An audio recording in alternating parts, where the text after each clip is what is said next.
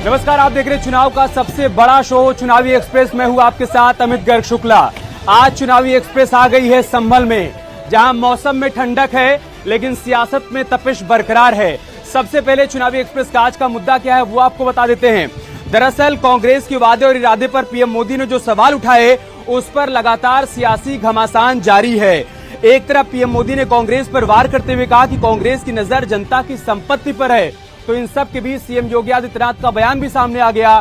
CM योगी ने कहा कि वो कहते हैं कि अगर हम सत्ता में आएंगे तो शरिया कानून लागू कर देंगे। ये देश संविधान से चलेगा या फिर शरिया कानून से। इन सब के बीच ओवैसी और मायावती ने भी मुस्लिम वोटों को अपनी तरफ खींचने को लेकर सियासत शुरू कर दी है। सवाल यह है कि क्या वो अपने मिशन में कामयाब हो पाएंगे। और इन्हीं सब के बीच स्मृति ईरानी का आज बयान सामने आया और सियासत में वो बजरंग बली को लेकर आ गई हैं। मतलब ये कि 24 बजरंग बली की भी एंट्री हो गई है। इन्हीं तमाम मुद्दों पर चर्चा को आगे बढ़ाएंगे, लेकिन सबसे पहले आपको एक रिपोर्ट दिखा देते हैं।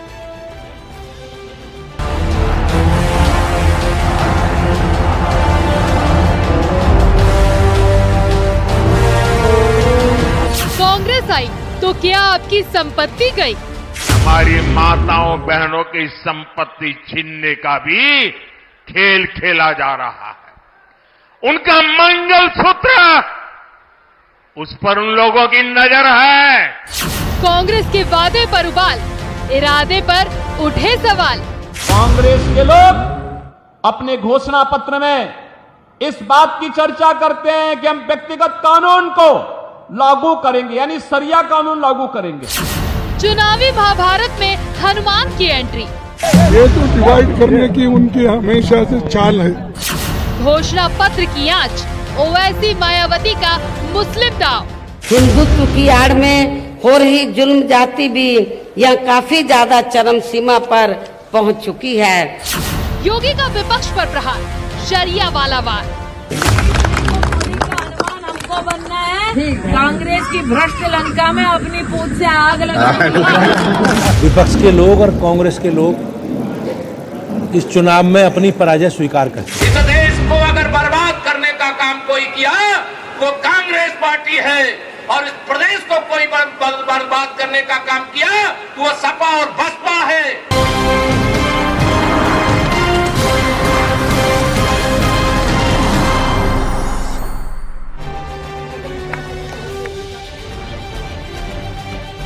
और मेहमानों से आपका परिचय कराएं उससे पहले आप संभल की जनता से मिल लीजिए। ये जनता जो अपने मुद्दे और अपने मूड लेकर यहाँ पर आई है, आज ये सवाल पूछेगी सियासी दलों के प्रतिनिधियों से और उनकी तरफ से जवाब दिया जाएगा। सबसे पहले मेहमानों का परिचय आपसे करवा देते हैं। हमारे साथ सौरभ गुप्ता जी जुड़ चुके हैं, भारतीय जनता पार्टी से हैं। इसके अलावा कृष्ण मुरारी शंखधार जी हैं हमारे साथ, आप समाजवादी पार्टी के नेता हैं। हमारे साथ कुलदीप एरन जी हैं, आप समाज सेवी हैं। संभल की सियासत में जो उबाल है उस पर बारीकी से आप अपनी बात रखेंगे। इसके अलावा सनी गुप्ता जी वरिष्ठ पत्रकार हैं, क्या समझ पा रहे हैं 24 के रण में किसका समीकरण सही तरीके से बैठ रहा है, उनसे हम चर्चा को आगे बढ़ाएंगे। लेकिन शुरुआत में आपसे कर रहा हूं सौरभ जी, ये कमाई की लड़ाई हिंदू मुसलमान तक कैसे आई? देखिए, हिंदू मुसलमान की कोई लड़ाई नहीं है। एक सांप्रदायिकता के नाम पर देश के मतदाताओं को भ्रमित किया जा रहा है। हमारे देश के प्रधानमंत्री का नारा है सबका साथ, सबका विकास, सबका विश्वास और सबका प्रयास। इसी नारे के साथ 2014 से इस देश के प्रधानमंत्री जी लगातार दिन रात 24 घंटे कार्य कर रहे हैं और उसका परिणाम आपके सामने है। इस बार हम निश्चित रूप से 400 पार जाएंगे और संभल में भी कमल खिलेगा। ठीक है कृष्ण मुरारी जी, वो कह रहे हैं हम सबका साथ, सबका विकास, सबके विश्वास की बात कर रहे हैं। 2014 से यही करते चले आए हैं, लेकिन जब चुनाव आता है तो आपको मुसलमानों की याद आ जाती है, आप तुष्टीकरण की पॉलिटिक्स करने लगते हैं। देखिए, समाजवादी पार्टी ना तो तुष्टीकरण की राजनीति करती है। रही बात मुसलमानों की जो आप कह रहे हैं, मुसलमानों का भी उतना ही अधिकार है इस देश में जितना हमारा है। हमारा इतना कहना है सबका साथ, सबका विकास है। तो हम ये जानना चाहते हैं मोदी जी से कि आज वो चुनाव मैदान में है, रण में है। उन्होंने जो वायदा किया था 2 करोड़ नौकरी का प्रत्येक साल, वो 20 करोड़ नौकरी कहाँ है? हमने उनसे ये जानना चाहते हैं हम कि वो जो देश में विकास की बात कर रहे थे, क्या यही विकास है? देश में 80 करोड़ लोगों के लिए, 80 करोड़ जिनके आपके जिनके उनके विकास में हिंदू मुसलमान कहाँ है? अगर वो किसी योजना का लाभ दे रहे हैं तो क्या किसी की जाति, किसी का धर्म देख रहे हैं? किसी को आवास देख रहे हैं तो किसी का धर्म देख रहे हैं? किसी को आयुष्मान कार्ड दे रहे हैं तो किसी का धर्म देख रहे हैं? किसी को राशन दे रहे हैं तो किसी का धर्म देख रहे हैं? यस जी, प्रधानमंत्री जी से मैं ये जानना चाहता हूँ, जिस देश में 80 करोड़ राशन कार्डों पर राशन बांट रहे हैं, वो कहाँ से यशस्वी हुए और कहाँ से देश का विकास हो जाएगा? जहाँ 80 करोड़ लोग लाइन में खड़े हुए हैं राशन की, वहाँ कहाँ विकास है? ठीक है, आप मूल सवाल टाल गए, ठीक है। लेकिन आप ये बताइए, उनका ये कहना है कि आपकी बातों में, आपके दावों में विरोधाभास है। एक तरफ आप विकसित भारत की बात कर रहे हैं और दूसरी तरफ 80 करोड़ लोगों को मुफ्त राशन दे रहे हो, कह रहे हैं कि आगे भी देते रहें। देखिए, गरीबी का जो मुद्दा है, देश के बाद, आजादी के बाद से लगातार कांग्रेस गरीबी हटाओ का नारा देती रही और लगातार ये लोग गठबंधन में उनके साथ खड़े रहे। 2014 के बाद काफी बड़ी जनसंख्या गरीबी की रेखा से ऊपर आई है। देश 5वीं अर्थव्यवस्था दुनिया के अंदर भारतवर्ष बन चुका है और विकसित भारत का जो सपना 2047 का लेकर संकल्प लेकर आदरणीय प्रधानमंत्री जी चल रहे हैं, निश्चित 2047 तक विकसित भारत बन के रहेगा। और जो 80 करोड़ लोगों को मुफ्त राशन, कोविड काल था, कोरोना काल में ये परिस्थितियां थी कि आदमी को खाने के लिए रोटी नहीं थी, गरीब रोजगार नहीं मिल पा रहा था, मजदूर पलायन कर रहा था। और जहां कांग्रेस शासित राज्य थे, वहां से गरीबों ने, मजदूरों ने इतनी बड़ी संख्या में पलायन करा। उसके बाद भी दिल्ली, पंजाब, हरियाणा तक के लोगों को हमारी यूपी ने यहाँ पर शरण दी। आदरणीय योगी आदित्यनाथ जी ने उनकी व्यवस्थाएं करी सारी लाने की यहाँ पर, और दिल्ली की सरकार ने वहां हाथ खड़े कर दिए।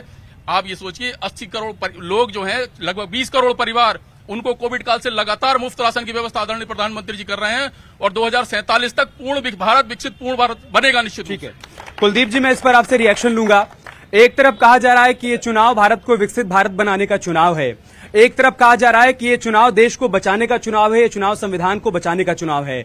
आपके हिसाब से क्या दोनों तरफ से जो बातें कही जा रही हैं उसमें पब्लिक के मुद्दे उठाए जा रहे हैं, उसके लिए भी आप स्पेस देख पा रहे हैं?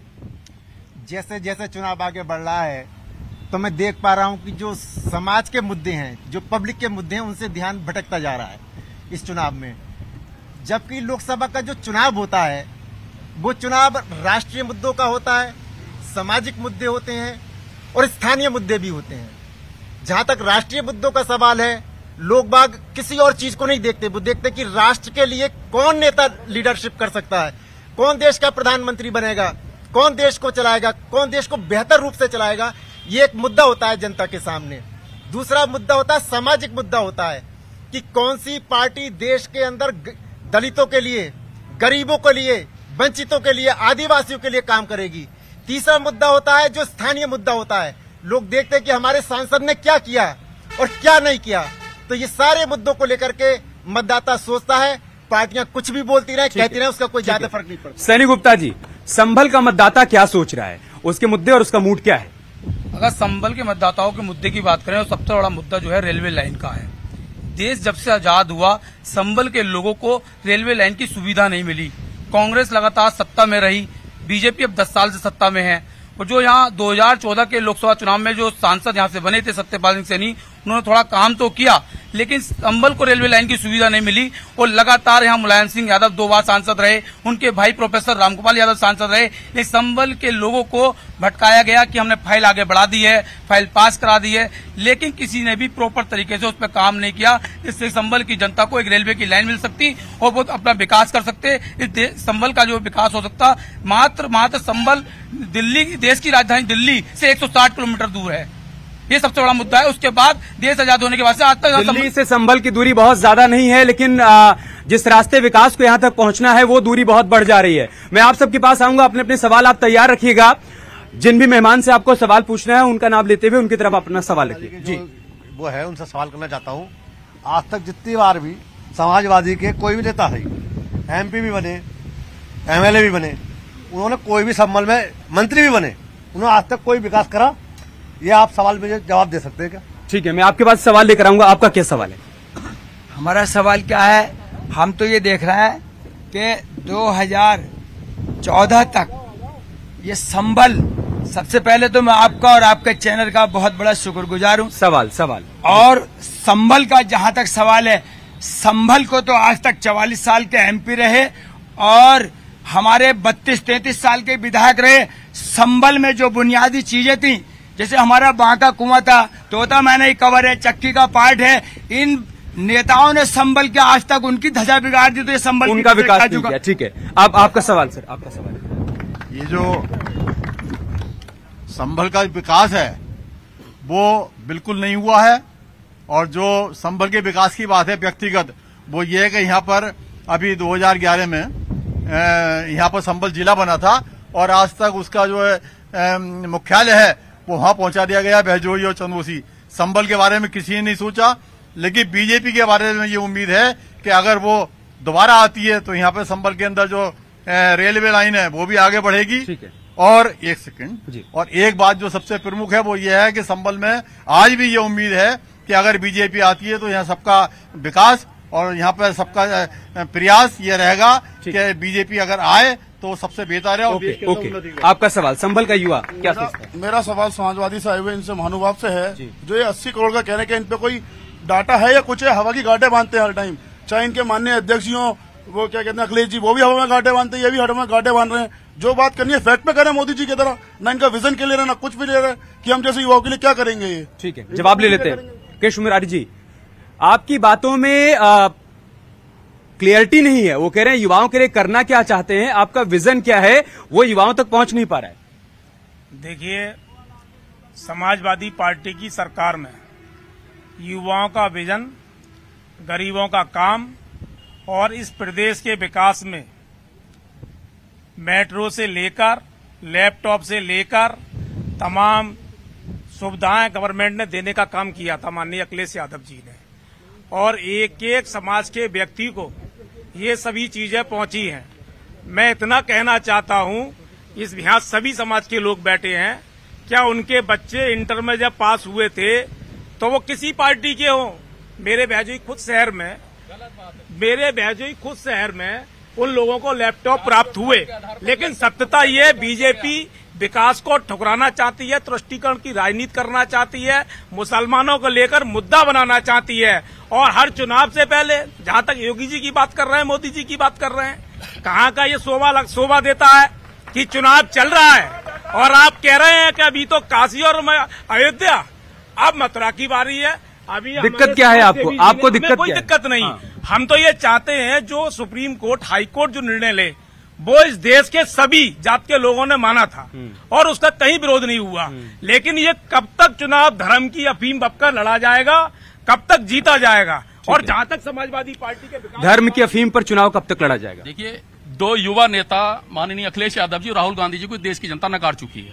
आपका जो विजन था वो 2017 में यूपी की जनता ने नकार दिया, आपके विजन को 2022 में यूपी की जनता ने नकार दिया, और निश्चित रूप से अब लोकसभा चुनाव और 2027 सर पे है, आपका विजन नकारा जाएगा। रही जाति धर्म की बात, हमारे देश के प्रधानमंत्री जी हमेशा 140 करोड़ देशवासियों की बात करते हैं, कोई जाति धर्म के आधार पर कोई भेदभाव नहीं है। आप हिंदू मुसलमान के नाम पर बरगलाओ मत, आपकी राजनीति उत्तर प्रदेश में समाप्त हो चुकी है। और अगर मैं अपने फाजिल दोस्त से पूछना चाहता हूं, आपका जो गठबंधन है, मुझे अपने प्रधानमंत्री पद के उम्मीदवार का नाम बता दें, तो ये जनता जानना चाहेगी आपके गठबंधन का प्रधानमंत्री पद का उम्मीदवार क्या अखिलेश यादव प्रधानमंत्री बनेंगे, राहुल गांधी प्रधानमंत्री बनेंगे? आप खड़े होकर इस मंच से घोषणा कर दीजिए, आपके विजन पर जनता विश्वास कर लेगी। मोदी के सामने कौन, ये सवाल है। देखिए, पहले एक चर्चा थी कि अखिलेश यादव जी कन्नौज से चुनावी मैदान में उतरेंगे, मायावती जी बहुत सालों से लोकसभा का चुनाव लड़ नहीं रही हैं, राहुल गांधी वायनाड चले गए हैं, लौटकर अमेठी आ नहीं रहे हैं, तो मोदी के सामने चेहरा कौन है? देखिए, अभी हमारे साथी ने जो बात पूछी है, अभी मध्य प्रदेश में शिवराज सिंह चेहरे थे या नहीं थे? उनके नेतृत्व में भारतीय जनता पार्टी ने सफलता हासिल की, चेहरा बदल दिया गया। गठबंधन के चेहरे की इन्हें क्या आवश्यकता है कि ये बताएं कि चेहरा कौन है? पार्टी जो सबसे बड़ी आएगी उसमें वो चेहरा होगी। और दूसरी बात मैं आपसे कहना चाहता हूं, परिवारवाद की राजनीति इनकी नहीं है। राजनाथ सिंह का बेटा विधायक बनेगा और कल्याण सिंह का पूरा परिवार सांसद और मंत्री बनेगा। परिवारवाद कतई नहीं है इनमें, क्योंकि ये सारे परिवार। मुरारी जी, परिवारवाद पर बोलने का अधिकार आपको है। कन्नौज सीट से तेज प्रताप यादव को चुनावी मैदान में उतार दिया गया, यादव परिवार से बाहर आपको कोई प्रत्याशी नहीं मिला। नहीं, कन्नौज का जहां तक आपका मसला है, कन्नौज सर्वप्रथम समाजवादी पार्टी की प्रत्याशी माननीय अखिलेश यादव जी वहां से सांसद रहे हैं, वो उनकी परंपरागत सीट है। जो परिवार के लोग लड़ते रहे उसके बाद डिम्पल यादव जी भी रही। यहीं से तो परिवारवाद का आरोप लग जाता है। ठीक है, इधर से आप कुछ कहना चाहते हैं, बताइए। क्या कह रहे हैं? सवाल खड़े होकर। हाँ, भाजपा के लोग कहते हैं कि हम परिवारवाद की राजनीति नहीं करते। वहीं पर ये संबल लोकसभा के अंदर चंदौसी विधानसभा पड़ती है, जहां से वो एक अपनी बेटी के लिए राज्य मंत्री है गुलाबी जी, अपनी बेटी के लिए जिला पंचायत का चुनाव लड़ाती पमासा, वो हमने हराया, हमारी माता जी ने हराया। उसके बाद में ब्लॉक प्रमुख का चुनाव लड़ती है बनिए चंदौसी विधानसभा जाती है। ये परिवारवाद की बात करें, परिवारवाद नहीं तो क्या अपनी दो बेटियों को चुनाव राजनीति में ला रही है? भाजपा ही तो ला रही है जी। आपका सवाल सर, पहले तो मेरा एक सवाल है, अगर मैं कोई सवाल भाजपा से करता हूं तो मेरे ऊपर मुकदमा तो नहीं लिखा जाएगा? क्योंकि मैं इस देश का युवा हूं, मेरे ऊपर मुकदमा लिखने के लिए तैयार रहते हैं लोग, क्योंकि मैं विपक्ष का आदमी हूं। और सुनिए सर, आप अभी आप यहाँ विपक्ष के हैं, न्यूट्रल है? मैं विपक्ष का आदमी हूँ सर, क्योंकि मैं बेरोजगार हूँ। मोदी जी से रोजगार मांग रहा हूँ, मिलेगा नहीं। अभी आप वहां से सवाल अभी वही सवाल है मेरा। अभी आप वहां से चल कर आए थे सर, आपने इस देश में 3 स्टेटमेंट बताए। प्रधानमंत्री नरेंद्र मोदी का स्टेटमेंट आपने बताया, योगी आदित्यनाथ का स्टेटमेंट आपने बताया, और स्मृति ईरानी का बताया। आपने किसी विपक्ष के नेता का स्टेटमेंट बताया? आपने कभी राहुल गांधी का स्टेटमेंट बताया? आप किस चीज से, आप किस बुनियाद पे यहाँ पे डिबेट करने आए सर? आप जब सारी बात सत्ता पक्ष करेंगे, जब सारी बात आप इनकी करेंगे, तो किस विषय में आप राजनीति करने आए? आप बताइए ना, आप बताइए। आप वहां से आए, आपने एक विपक्ष के नेता का नाम लिया, आप हिंदू मुसलमान की बात करते हो, आप हिंदू मुसलमान की खड़े होकर तुष्टिकरण की बात आप करते हो मुसलमान की। प्रधानमंत्री मंच से कहते हैं कि मुसलमान। मुझे नहीं मालूम है कि आप YouTube चैनल देखते हैं या हमारा चैनल देखते हैं। अखिलेश, एक सेकंड, आपने ज्ञान दिया, हमने सुना ना। अखिलेश यादव गाजियाबाद में बोले, हमने सुनाया। अखिलेश यादव अमरोहा में बोले, हमने सुनाया। राहुल गांधी ने गाजियाबाद में प्रेस कॉन्फ्रेंस की, हमने सुनाया। आपने सिर्फ उतना ही सुना जो आपको सूट करता था। मैंने सब कुछ सुना। मैं आप यहाँ पे चल के आए, आप बताइए। आपने 3 नेताओं के नाम लिए, आप कह दीजिए। उनकी तरफ से जो बयान है हमने उसका जिक्र किया, उसी पर तो आपके पास सवाल है? नहीं सवाल है आपके पास? आपके पास सवाल है? आपके पास सवाल है? बीजेपी है, ठीक है, आपके पास सवाल। इनके पास कोई सवाल नहीं है। आप सवाल नहीं, आप ज्ञान दे रहे। सवाल है तो पूछिए। एक सवाल। आप बीजेपी से सवाल करना चाहते हैं? हम बिल्कुल करना चाहते हैं। हम भाजपा से पूछना चाहते हैं, ये दलितों के लिए क्या करना चाहते हैं? दलितों में आगे आपका सवाल। इनके पास कोई सवाल नहीं है, ये विकासहीन है। आपके पास सवाल है? नहीं, वो बताइए। हमारे पास सवाल ये, समाजवादी में पूरा परिवारवाद का राजनीति करते हैं, धर्म के नाम पर राजनीति करते हैं। आगे आइए, आपका सवाल बताइए। सर, उत्तर प्रदेश में सबसे बड़ा मुद्दा है बेरोजगारी का। मैं भी एक बेरोजगार हूँ। उत्तर प्रदेश सरकार ने, बीजेपी सरकार ने कोई भी परीक्षा निष्पक्ष नहीं कराई आज तक, एक भी प्रश्न नहीं। आप पर आरोप है कि आपने दलितों के लिए कुछ भी नहीं किया। आप पर आरोप है कि आपने कोई भी निष्पक्ष परीक्षा नहीं करवाई, पेपर लीक करवा दिया। जवाब देखिए, मेरे मित्र यहाँ खड़े होकर बेरोजगार और रोजगार की बातें कर रहे हैं, आदरणीय प्रधानमंत्री जी पर भी उंगली उठा रहे हैं। सबसे पहले तो मैं इनकी क्वालिफिकेशन जानना चाहूंगा, ये कहां तक पढ़े लिखे हैं? जनसंख्या इतना जटिल मुद्दा है पूरे देश के अंदर कि एक परिवार और उसके 4 या 5 बच्चे कहां से रोजगार पैदा होंगे, उस पर तो ये बात करने को तैयार नहीं है। वो तो अल्लाह की देन है, और उसके बाद रोजगार देंगे देश के प्रधानमंत्री जी। प्रधानमंत्री जी ने इतना रोजगार पैदा किया है कि आप लगे मुद्रा योजना के अंतर्गत लगातार युवाओं को ऋण दिया जा रहा है। संभल में इतना विकास हुआ है, आप देखिए मेडिकल कॉलेज बिछौली में 3 किलोमीटर की दूरी पर तैयार कर दिया। क्या ये रोजगार पैदा नहीं होगा? ठीक है, गंगा एक्सप्रेस वे संभल के करीब। मैं जवाब लूंगा समाजवादी पार्टी से। एक सेकेंड, डिबेट की मर्यादा रखिए। माहौल खराब करेंगे, उठा के यहाँ से भगा दूंगा, ध्यान रखिएगा। आपके पास सवाल है, आप सवाल पूछिएगा। आपके पास सवाल है, आप सवाल पूछिए। आगे आइए, सवाल है तो पूछिए। आगे आइए, आप आगे आइए, आप सवाल पूछिए। अभी मेरे भाई शांत रहिए, मैं बता रहा हूँ। माहौल आप खराब लगा, एंकरिंग मत करिए। माहौल आप एक मिनट आप मुझे ये बताइए, कोई बेरोजगारी पर बात करेगा तो यहाँ जनता का आदमी सत्ता का पक्ष लेके पहले उस बचने की डिग्री पूछेगा? ये डिबेट का नियम है क्या? आपका सवाल सर बताइए। सवाल ये है कि बंदों की बेरोजगारी पे आपके पेपर होने से पहले लीक हो जाते हैं। मैंने पूछा उनसे सवाल, आपने जवाब सुना? अरे सुनो, अब बात ही नहीं सुनोगे, फिर उसके बारे में आपने क्या किया आप ये बता दीजिए। एक मिनट आपके हीरा पे जीएसटी 3% है और शिक्षा पे 18% है। आप किसका विकास? ये आपने बढ़िया सवाल पूछा, मैं इसका जवाब लूंगा। आपका सवाल? सर, मेरा सवाल बीजेपी से। अभी सर ने बोला था कि हमारी जो पार्टी है वो किसी धर्म विशेष पे राजनीति नहीं करती है। सर, आपका अधिकार है इनसे पूछने का कि क्या हुआ। कल प्रधानमंत्री मोदी जी बता रहे थे जनता को कि हमें ये जब कांग्रेस का उसमें आएगी सत्ता में तो सबसे पहले आपकी जितनी भी संपत्ति प्रॉपर्टी हो मुसलमानों में बांट दीजिएगी। मैं सवाल पूछ लूंगा पीछे से भी कुछ सवाल ले लेता हूं। मैं सारे सवाल लेकर इधर आ रहा हूँ। हाँ बताइए, क्या सवाल है आपका? मैं ये कहता हूँ लोग कहते हैं संबल को सब नेताओं ने ठगा। हमें अपने प्रधानमंत्री से बहुत उम्मीद थी, वो मंदिर का उद्घाटन करने आए, मगर उनसे एक शब्द भी ये नहीं कहा गया कि ट्रेन के लिए हम लाइन संबल से चालू करेंगे। बिल्कुल भी कोई उम्मीद नहीं। मंदिर का उद्घाटन कर दिया, ट्रेन नहीं चलाई संबल से। हाँ बताइए आपका सवाल। हाँ। मैं इनका जवाब देना चाहता हूँ। नहीं जवाब मत दीजिए, सवाल है तो बताइए। सवाल ये है, अभी हमारे भाई ने ये कहा था मेट्रो की बात करी थी। जब रेलवे लाइन नहीं बनी तो मेट्रो कहाँ से चल जाएगी? ठीक है, ओके, आपका सवाल।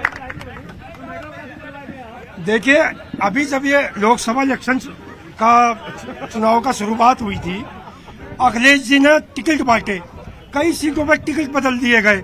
अखिलेश जी की और राहुल की तो मानसिकता खराब हो ही गई, साथ साथ में इनके जो समर्थक है इनकी भी मानसिकता खराब है। ठीक है, इसी बीच एक बड़ी खबर आ रही है, बता दें सूत्रों के हवाले से इस वक्त की बहुत बड़ी खबर। कन्नौज से उम्मीदवार बदल सकती है समाजवादी पार्टी।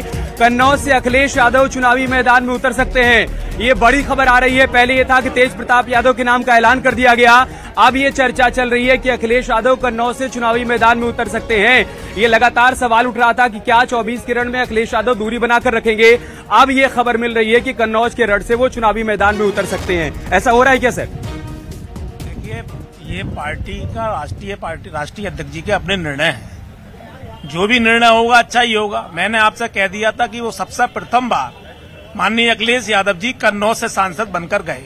कन्नौज उनका प्रिय लोकसभा क्षेत्र है, वो वहां आ भी सकते हैं और परिवार से लड़ा भी सकते हैं। दूसरा मेरा इतना कहना है कि मैं तो एक निवेदन ये करना चाहता हूं, देश में सभी धर्म और जाति और समान और संविधान लागू है। जिस तरह प्रधानमंत्री जी पार्लियामेंट के अंदर कहते हैं 400 पार, और देश का एक भी विपक्ष का नेता उन्होंने बिना ईडी सीबीआई के छोड़ा नहीं, जो जेल नहीं डाला हो। फिर मुझे ये बताइए, अशोक चाणक्य से लेकर तमाम महाराष्ट्र के पूर्व मुख्यमंत्री से लेकर जो आदर्श घोटाला के ईडी और सीबीआई का गलत इस्तेमाल हो रहा है। आप बताइए, सवाल ये खड़ा हो रहा है जो उधर से युवाओं की तरफ से भी सवाल किया गया और जो सवाल इनकी तरफ से पूछा जा रहा है कि अगर आप ये कह रहे हैं कि आप अब की बार 400 पार जा रहे हैं, तो फिर अचानक से हिंदू मुसलमान की बात कहां से आने लगी?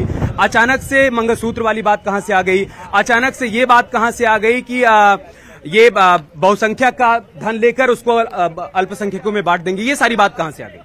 ये बात राहुल गांधी जी के स्टेटमेंट से आई। राहुल गांधी जी ने अपने स्टेटमेंट में ये कहा कि अगर हम सत्ता में आए तो सबकी संपत्ति का हम संज्ञान लेंगे, और उन्होंने ये भी कहा कि इस संपत्ति को संज्ञान लेकर के हम और लोगों में बांटेंगे। तो इस तरीके की राजनीति चलती रहती है। राहुल गांधी ने जब स्टेटमेंट दिया, प्रधानमंत्री जी ने उस स्टेटमेंट को पकड़ लिया। ठीक है, और उन्होंने इस बात को ठीक तरीके से एक्सप्लेन किया। उन्होंने कहा कि ये धन लेकर के रोहिंग्या को दे देंगे, भाई ने फिर कहा कि मुसलमानों को दे देंगे, ऐसा स्टेटमेंट नहीं दिया उन्होंने। ठीक है, और उन्होंने कहा कि रोहिंग्याओं को दे देंगे, ये बात कही। और दूसरी बात, एक बच्चे ने शिक्षा की बात कही। ठीक है, मैं इस पर आपसे भी जवाब लूंगा, लेकिन बड़ी खबर यह है कि कन्नौज में अखिलेश यादव चुनावी मैदान में उतर सकते हैं। अभी तेज प्रताप वहां से चुनावी मैदान में उतरे थे, लड़ाई तब आपके लिए आसान थी या अखिलेश के उतर जाने के बाद और चुनौतीपूर्ण हो जाएगी? देखिए, कोई चुनौती नहीं है इस समय, ये बौखलाहट है इनकी। अभी इनसे तय नहीं हो पा रहा कि कौन सा प्रत्याशी कहां से चुनाव लड़ेगा। 2 चरणों का चुनाव लगभग समाप्त हो चुका, दूसरे चरण का होने वाला है, तीसरे का भी हो जाएगा। अभी प्रत्याशी तय नहीं है, तो जिसका अभी युद्ध की लड़ाई या हथियार भी तैयार नहीं है, वो क्या चुनाव लड़ेंगे? आप ये मान के चलिए, इन लोगों ने हार स्वीकार कर ली है, अभी तक ये तय नहीं कर पा रहे इन्हें चुनाव कहां से लड़ना है। अच्छा, वो कह रहे हैं कि अगर आप 400 पार जा रहे हैं तो फिर हिंदू मुसलमान क्यों कर रहे हैं? मंगलसूत्र की बात कोई हिंदू मुसलमान नहीं हो रहा, बिल्कुल भी। मैंने पहले भी बताया आपको, इस देश के प्रधानमंत्री 125 करोड़ 140 करोड़ देशवासियों की बात कर रहे हैं। और एक सेकंड, एंकरिंग मैं कर रहा हूँ, सवाल पूछ लेना मैंने। देखिए, आदरणीय प्रधानमंत्री जी के नेतृत्व में देश की आंतरिक और बाहरी सीमाएं पूर्ण रूप से सुरक्षित हैं। सबसे बड़ी बात तो ये। अब से पहले आपने देखा होगा 2014 से पहले जगह जगह रेलवे स्टेशन पे, बस स्टेशन पे अनाउंसमेंट होते थे कि फला वस्तु को मत छुइए, इसमें बम हो सकता है। ये पुरानी बातें हो गई। पत्थरबाजी सीमाओं पर कश्मीर के अंदर होती थी, 370 हटने के बाद पत्थरबाजी बंद हो गई, और आज किसी आतंकवादी की हिम्मत नहीं है कि देश के अंदर। मैं आपके इन तमाम जवाबों पर उधर से भी रिएक्शन लूंगा, लेकिन उससे पहले कन्नौज से अखिलेश यादव चुनावी रण में उतर रहे हैं। आपको लग रहा है कि लड़ाई और दिलचस्प हो गई कन्नौज से? नहीं, अगर अखिलेश यादव किसी भी सीट से लड़े तो लड़ाई तो दिलचस्प हो ही जाएगी। लेकिन सबसे बड़ा मुद्दा ये भी है कि समाजवादी पार्टी लगातार टिकटॉक को लेकर के कंफ्यूज है, कहीं ना कहीं लगातार टिकट बदल रही है। हमारे मुरादाबाद सीट है, उसका टिकट बदल दिया। आपका जो है अभी मेरठ में टिकट बदल दिया, लगातार टिकट बदले जा रहे हैं। इसी कोई बात नहीं, बदायूं में टिकट बदल गया, पहले धर्मेंद्र यादव को हुआ, फिर शिवपाल सिंह यादव को हुआ, उसके बाद में जो है अब खुद उनका बेटा चुनावी मैदान में आ गया है। ऐसी कुछ मैं आपके पूरे मंच से एक बात पूछना चाहता हूँ, संभल की जनता यहाँ बैठी है, सारे मुद्दों पे बात कर रही है, वो एक भी व्यक्ति ने संभल के मुद्दे पे बात नहीं की। कैसे संभल के सांसद को चुनेंगे ये, और संभल के सांसद से अपनी क्या मांग रखेंगे? एक भी बात बताने को तैयार नहीं है जनता में से एक भी आदमी। मैं उधर से रिएक्शन लूंगा, लेकिन जो बात इनकी तरफ से कही जा रही है सनी गुप्ता जी की तरफ से कि ऐसा लग रहा है कि टिकटों के बंटवारे को लेकर समाजवादी पार्टी अभी भी कंफ्यूजन की स्थिति में। देखिए, समाजवादी पार्टी शुरू से ही कंफ्यूजन नहीं है। कार्यकर्ताओं की मांग और जनता की पुकार, वहां समर्थन जो संदेश देता है राष्ट्रीय नेतृत्व को, उस पर विचार किया जाता है। और जहां तक ये कह रहे हैं, तो मैं ये जानना चाहता हूं कि गोंडा का टिकट क्यों नहीं किया आज तक, क्यों इंतजार हो रहा है? गोंडा का टिकट का क्यों इंतजार हो रहा है? महिलाओं का इतना अपमान हुआ, हमारी कुश्ती लड़ने वाली महिलाओं का, तो वहां आज तक भारतीय जनता पार्टी तो डर से वहां टिकट ही घोषित नहीं कर पा रही। और हमें ये बता रहे हैं कि हम कंफ्यूजन में नहीं है, क्योंकि ये सर्वे बदायूं में, मेरठ में, गौतम बुद्ध नगर में, कन्नौज में आप कंफ्यूज नहीं है? बिल्कुल नहीं है। बदायूं में हमारा पहले से ही क्लियर था कि शिवपाल जी को टिकट दिया, उन्होंने मना कर दिया। वो चूंकि पार्टी की रणनीति थी, माननीय शिवपाल जी को वहां से भेजा गया, उसके बाद ये हम लोगों को पहले से ही फाइनल था, क्योंकि आपको पता होगा शिवपाल जी के ही नाम पर वहां का टिकट घोषित हुआ था। उसके बाद जब वहां पर गन्नौर की तमाम सहसबान से लेकर बिसौली की जनता ने अपने युवा नेता के लिए युवा सांसद बनाने की मांग की, तब जनता की मांग पर आपने आदित्य को उतारा। इधर से कुछ सवाल है, मैं इधर से कुछ सवाल लूंगा। एक मिनट इधर आइए, इधर। हाँ बताइए, आप बहुत देर से कुछ पूछना चाहते हैं। देखिए भाई, अभी जैसा हमारे बीजेपी के हमारे छोटे भाई बता रहे थे कि संभल में कोई काम नहीं हुआ, पिछले 10 साल से डबल इंजन। आप काम गिराएंगे, सवाल पूछेंगे सर? नहीं, देखिए मेरी बात सुनिए, रेलवे लाइन की बहुत बात आ रही है ना भाई, 10 साल से डबल इंजन की सरकार है, क्यों नहीं आपने रेलवे लाइन का काम किया? और ये देख रहे हैं 102 सीटों पर ये हार रहे हैं, इसलिए मोदी जी ने राजस्थान में हिंदू मुस्लिम की बात ले आए। ठीक है, आपका सवाल की बात ले आए। अच्छा, मेरा सवाल बीजेपी के प्रवक्ता जी से है। ठीक है। इनका एक स्लोगन है कि अयोध्या झांकी है, काशी मत रवाकी है। इनका ये स्लोगन क्यों नहीं कि दिल्ली के अस्पताल और स्कूल झांकी है, पूरे उत्तर प्रदेश में ऐसे स्कूल बनना बाकी है, ऐसी शिक्षा बाकी है। मैं इनसे सवाल पूछूंगा। हाँ बताइए, आप क्या पूछ रहे हैं, बताइए। इधर आगे आके मैं कहना चाह रहा हूँ कि ना मैं भाजपा से ही पूछना था, सभा से ही पूछना चाहता हूँ कि कई साल पहले तो सभा आ रही है, अब सरकार भाजपा की संभल से 3 चीजें गायब है, शिक्षा, ट्रेन और बस। ये कौन देगा? सभा देगी, भाजपा देगी? यहाँ पे आपका सभा के सांसद रहे हैं कई साल, जो आज तक किराए पे रोडवेज चला रहे हैं उन्होंने। रोडवेज का पिछले साल हाल देखते हो, इस साल भी वही हाल है। ओके, आपका सवाल क्या बताइए? यहाँ पहले ही जो है लीडिंग एमएलए, लीडिंग एमपी यहाँ कोई नहीं, पहले ही हार मान चुके हैं। पहले यहाँ उन्होंने पिछले 20 साल 25 साल एमपी रहे हैं, ना तो कोई शिक्षा के क्षेत्र में कोई यूनिवर्सिटी, और ना कोई यूनिवर्सिटी, ना कोई इंडस्ट्री। बेरोजगारी क्यों बढ़ रही है? सिर्फ इस वजह से कि शिक्षा नहीं है, इंडस्ट्री। आपका सवाल सर बताइए। 30 साल से यहाँ पर सापा का एमएलए और सापा के एमपी है, 5 साल को छोड़कर सतपाल सैनी जी के टाइम को छोड़कर इन 30 सालों के अंदर 2 मोहल्लों की लड़ाई में संभल का विकास रुका पड़ा है। 2 मोहल्लों की लड़ाई में संभल का विकास रुका पड़ा है, बताइए, जवाब दीजिए। देखिए, संभल के विकास के लिए सांसद जी ने भी इस मुद्दे को पार्लियामेंट में उठाया, विधायक जी, पूर्व मंत्री नवाब इकबाल साहब, महमूद साहब ने भी उठाया। लेकिन जब यूपी की सरकार चाहती नहीं, योगी आदित्यनाथ नहीं चाहते कि संभल का विकास हो, तभी तो संभल से इंजीनियरिंग कॉलेज चंदौसी चला गया। चंदौसी जाने का कारण क्या था? चंदौसी जाने का कारण क्या था? यहाँ से संभल से हटाने का क्या मतलब था? तो हमें ये बताइए, जब विकास आपसे सवाल था कि डबल इंजन की सरकार है, 2017 से लगातार उत्तर प्रदेश में भाजपा की सरकार है, संभल में रेलवे, उधर उनकी तरफ से सवाल है कि संभल में आज तक रेलवे लाइन क्यों नहीं बन पाई, या फिर संभल में जो विकास होना चाहिए था वो क्यों नहीं हुआ? देखिए, पिछले 30 वर्षों से संभल में 2 राजनीतिक परिवारों का वर्चस्व रहा। एक मरहूम डॉक्टर शफीकुर रहमान वर्क साहब, जिनका भी इंतकाल हुआ, और एक नवाब महमूद साहब, उनके बेटे इकबाल महमूद साहब। लगातार संभल की राजनीति में इन लोगों का प्रभाव रहा। संभल भाजपा की ओर से नेतृत्व विहीन रहा। इन लोगों ने केवल अपना विकास किया। नवाब साहब ने अपनी सीरीज फैक्ट्री का विकास किया, मीट प्लांट यहाँ पर लगाए। संभल की जनता के विषय में कोई नहीं सोचा, कोई मेडिकल कॉलेज यहाँ नहीं दिया। हमारी सरकार बनने के बाद योगी जी ने यहाँ पर 3 किलोमीटर की दूरी पर मेडिकल कॉलेज दिया है। जिसमें आज ओपीडी की सुविधाएं शुरू हो गई हैं। जिला अस्पताल का एक खाली खंडर खड़ा कर दिया गया जिसमें कोई सुविधाएं नहीं थी। आज सीटी स्कैन सब कुछ और एक्सरे की सारी सुविधाएं, अल्ट्रासाउंड की सारी सुविधाएं मुफ्त बिल्कुल मरीजों को दी जा रही है। ये सब योगी सरकार ने। ये दो मोहल्लों की लड़ाई क्या है सर, समझाइए। दो मोहल्लों की लड़ाई क्या है जो संभल के विकास में बाधा बनी हुई है? जब से देश ये आजाद हुआ है तब से ये वाकई ये दो मोहल्लों की राजनीति बनकर रह गया देश संभल, और संभल का विकास इन दो मोहल्लों के झगड़े में, इस विकास की जो रेस है वो गाड़ी रुक गई है। ये निश्चित बात है, ये बिल्कुल सही बात है। ये दोनों मोहल्ले किसके हैं? ये दोनों मोहल्ले आप किसी भी पार्टी के लिए, इस समय समाजवादी पार्टी के हैं दोनों मोहल्ले। उनकी लड़ाई में संभल का विकास रुका हुआ है। हाँ बताइए। अब दो मोहल्लों की लड़ाई आ ही रही है तो लोग कह भी रहे हैं, दीपा सराय वर्सेस मियां सराय की लड़ाई के बीच में संभल का कोई विकास नहीं हो पाया। ये बात इन जनता की सही है। रोडवेज बस अड्डा किराए की बिल्डिंग में बनता है, चलता है, और यहाँ से संभल से मुरादाबाद जाने के अलावा कहीं के लिए रोडवेज नहीं है। चंदोसी 28 किलोमीटर दूर है तो रोडवेज नहीं है। बैजोई मुख्यालय के लिए रोडवेज नहीं है। गमा के लिए रोडवेज नहीं है। अमरोहा के लिए रोडवेज नहीं है। केवल अगर कोई आम व्यक्ति जाना चाहे रोडवेज से तो केवल संभल से मुरादाबाद जा सकता है, इसके अलावा और कहीं नहीं जा सकता। सियासत हो रही है, विकास नहीं हो रहा है। मैं आ रहा हूँ, मैं पीछे आ रहा हूँ। हाँ, पीछे से सवाल नहीं आया अभी तक। हाँ बताइए। फायदा मैं ये कह रहा हूँ कि सन 2012 में जब अखिलेश यादव की सरकार आई थी तो अखिलेश यादव मुख्यमंत्री, विकास मंत्री आजम खान और कैबिनेट मंत्री नवाब इकबाल और हकीम कौसर जो चेयरमैन, चारों चीजें उनकी थी। जब भी कुछ नहीं हुआ।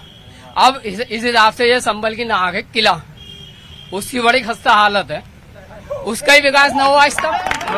और ये समझ लो उसके पत्थर लटके पड़े हैं, कुछ ना पता कब किस वक्त इसमें। जब सपा की सरकार थी तब भी विकास नहीं हुआ। मैं लूंगा जवाब। मैं पूछना चाहता हूँ, पहले भी सरकारें रही, समाजवादी की सभी लोग रहे यहाँ पे संभल में क्या विकास करा उन लोगों ने? हाँ बताइए। मैं समाजवादी पार्टी के जो हुए नेताजी, मैं इनसे ये पूछना चाहता हूँ, ये अम्बेडकर जी की तो बहुत बात कर रहे हैं कि संविधान से चलेगा।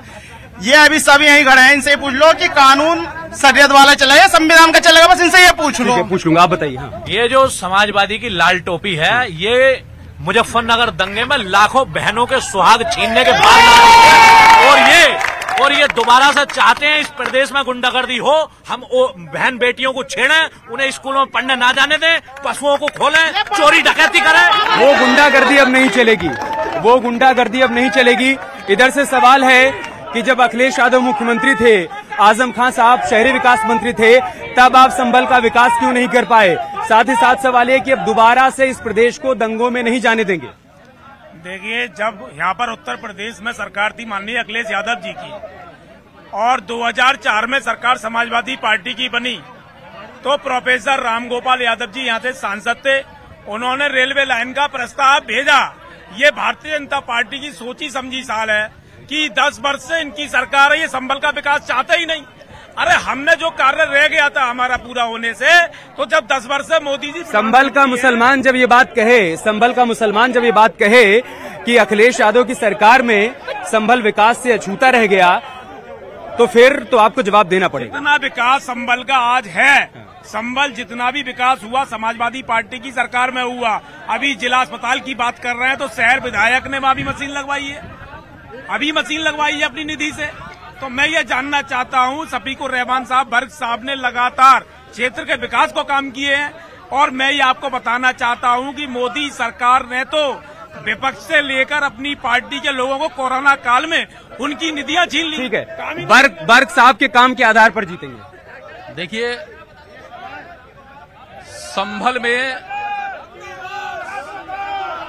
संभल की परिस्थितियां बिल्कुल विपरीत थी। संभल में बहू बेटियों का, लड़कियों का घर से निकलना दूभर था। यहाँ गुंडागर्दी चरम पर थी। जब से 2017 में योगी जी की सरकार आई है, मौसम खराब हो रहा है, बारिश लगातार यहाँ पर हो रही है, लेकिन सियासी तपिश देखने को मिल रही है। संभल की जनता के मुद्दे क्या हैं, उनका मूड क्या है, वो हमने आपको ग्राउंड जीरो से चुनावी एक्सप्रेस के जरिए दिखाया। हमारी चुनावी एक्सप्रेस कल बदायूं पहुंचेगी, जुड़िएगा हमारे साथ और इस चुनावी एक्सप्रेस का हिस्सा बनिएगा। अपने मुद्दों को उठाइएगा, सवाल पूछिएगा जनप्रतिनिधियों से। संभल से इतना ही, नमस्कार।